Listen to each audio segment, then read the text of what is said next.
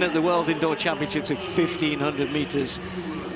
Miura of Japan will probably go well. Also, the likes of Sime of Ethiopia, the youngster. But I'm really looking forward to watching a couple of these young Kenyans, though. Simon Koech we know really well. Serem then. Serem actually is rubbing his hands with glee almost as though he wants to take this on. He won the Kenyan Olympic trial, and his younger brother, who's I think he's either 16 or 17, was fourth. And they reckon his younger brother could be even better. He's off to the World Junior Championships. World Junior Championships at the same time, at the same period as Olympic Games. But we're going to concentrate on this 3,000 steeplechase with a field that there'll be 3 or 4 people, perhaps even more, who think they've got a good chance of getting a big performance in here.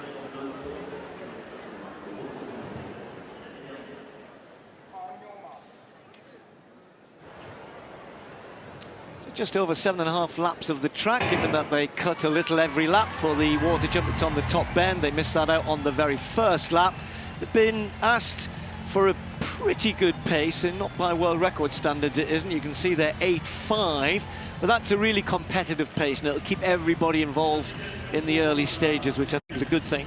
And then let's see who's up for taking the victory here so close to the games. And you look at the Gurmas and El Bakkali's and the likes of, I guess, Wale and others, but there'll be people thinking there's maybe a medal, there's maybe a bronze medal. You look at El Bakkali and Gurma, but after that, and I do think the Kenyans have got, they used to be so dominant, 1, 2, 3 in the old days, wasn't it? But they've been waiting for 2, 3, the youngsters to really pop through. I think Simon Koech is a real talent, but so is Serem. And there's question marks over El Bakkali. If you remember in Marrakesh, all that strapping on his knee, I even think there was blood coming out by the time he finished. It looked like he'd hurt himself, maybe before the competition. So question marks over El Bakkali. Gurma, he can time trial at a diamond league, but he's vulnerable when it comes to a championship, particularly if it dawdles. And that opens up the doors to all sorts of athletes, whether you're Geordie Beamishes or some of these new Kenyan youngsters. It is a really exciting event, the steeplechase. I don't think it's cut and dry. Well, Kibiwott did follow those 2 names that Hannah just mentioned at the World Champs in Budapest. But he's not been running as well this year. And as I said, he didn't manage to beat the youngsters at the Kenyan trials. There is Serem just moving through. A little further back. Koech. Others to maybe look out for here from a kind of non-Kenyan point of view. We mentioned George Beamish. Louis Galavet improved 6 seconds this year, the French athlete, to 8.13, and he's in the Olympic team. He'll be hoping he can follow that up with a big performance here. He's a bit off the pace, and that's not a bad thing to do. It's well strung out, decent pace being set at the front, as I said, but it's not a pace that the others are going to be too scared of. I'm a bit surprised there's some bigger gaps there. I thought they might have been a bit closer to the leaders. I think the same. I was just looking for that. It's not 800 metres, obviously, because they're not quite running the full lap, but it's not that quick. And there's so many men running between sort of 8.07 and 8.15 this season. It's really clustered there, and much of them are in the second pack here. I would have expected at least one of them to take this opportunity with this pacemaking, with the atmosphere, and try and close that gap. The Canadian athlete Jean-Simon Desagno is trying to do it. He's sort of the best of the rest, trying to pull that group back towards the front pack, but even that front pack is spreading out. Yeah, and Serem's kind of in no man's land there. He's in that effectively 5th, so you take the pacemaker out, or pacemakers, then he's like, didn't know quite, should I get on the back of Sime in the green, or do I drop back to this pack?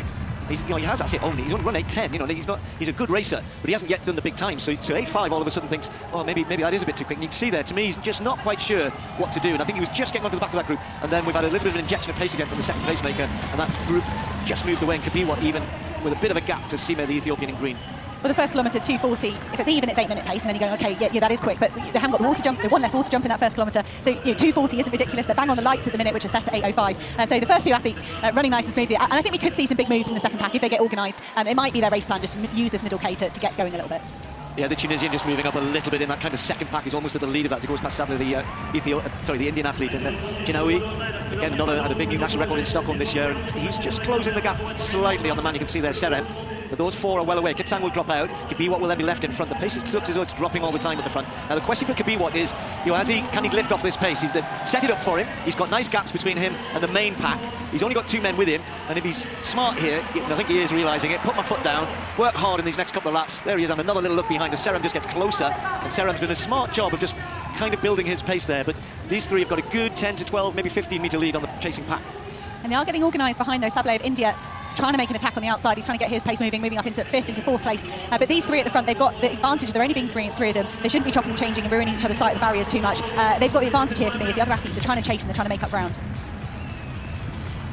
Serem was third in that race that Hannah mentioned in Marrakesh when El Bakali came through for the win. It was a hard-fought win, and we all had big question marks, not only about was he injured, but his fitness as well, his overall fitness. Would he have time to get ready for Paris? But we haven't really seen him since, so I guess he's working on that. Bet now, the veteran, has moved into leading that chase pack. But these three have still got it between them if they just don't hang around too much. I think Serem is thinking we're slowing too much here, and Kabiwat looks tired, and Sime looks tired, and Kabiwat just slots in behind the youngster. But with 2 to go, it's the Kenyan champion, the man who won the Olympic trials, is in the lead now, and starts to try and put his foot down because he perhaps realises there could be threats from behind if they hang around too long. Sable, the Indian, has struck out from the chase pack, so I think that's a really good move from Saddam just to stretch the field out and realise that he was capable of much more. 5:23 through the first through 2 kilometres, so they slowed a little bit on that second kilometre, which happens so often in the super chase. And you can see Saddam urging Kibiwat on, saying, help me, let's keep this moving. The 2 Kenyans trying to run away from Sime. Sable is doing everything he can to close that gap. Yeah, and that's a real return to form for him. You know, he's a member of the Commonwealth Games in Birmingham in 2022, but look at this is an excellent performance, and he is really chasing them down, and he's not that far behind them. You think too much to make up. I don't think he's got that sort of pace, and Serem and Kabiwat really are trying to move now. Sime in third has another little look behind. He's struggling and fighting hard to hang on to those two. They've still got 10 metres, a good lead over Sable in 4th place, but Serem there at the front, trying to take it on, trying to take on Kabiwat, the world medalist from 2023. Serem, this young man who has shown that he's capable of winning the big races and winning the Kenyan Olympic trials. There's not too many bigger than that, but look at Sime, Ethiopia not giving this up, and you know what they say? A good Ethiopian outkicks a good Kenyan in the latter stage as well. Here we go again, and Kabiwat responds, but he's not got anything really, and look at Sime, really is attacking this really hard. The 22-year-old looks as though he's heading for something he hasn't been able to do before, which is to win at this sort of level, but Serem's coming back again, out of the water jump really well. Sime and Serem, the two of them into the last barrier. Sime takes it nicely, Serem is there as well. There's not much to choose between them, there's hardly anything, and Serem's going to run right to the line. Just doesn't get there. Sime wins it 8:2:36. Massive personal best for both of them. Really good running from the 2 young men. One from Ethiopia, one from Kenya. Left Kabiwat trailing. Others didn't have the sort of finish to contend with that. Sime looked as though he'd maybe gone too early. Then it looked as though Serem was going to have enough. And then as we got through the last 20 metres, just hung on. I'm just watching Serem. He's doing a dance. I'm not sure if he thinks he's won or if he's just so happy that, like Sime, he's run a massive personal best. For an instant, Steve, they flashed up Serem in first, and then they changed their mind. They're down to the thousandths for these guys, and hopefully Serem will be delighted with the personal best anyway. But it's down the back straight, Sime, 200 metres to go, he got really moving that from 300 to 200 to go and carried that momentum on the barrier on the back straight. And Sime, he looked like it was just going to be at home and dry, but Serem took that last water jump so well. He bounced out of that with great momentum as well. And when you've got that belief, when you're coming over the barrier with the race leader, Sime and Serem would have driven all the way to the line here. You see Sime having a nervous look over his shoulder, but perfectly timed dip from the Ethiopian to take it by thousandths. I just watch Serem here, though, because he doesn't really dip. He sort of half-heartedly dips. I mean, I'm not sure he would have quite got there, but you know, you see athletes sometimes in these situations just throw themselves at the line, don't you? Or an arm goes out. But watch this. I mean, he's working hard, and then he sort of gets to here and goes, oh, well, I nearly got there. And look how Sime's fighting for it, isn't he? He's really scrapping for it.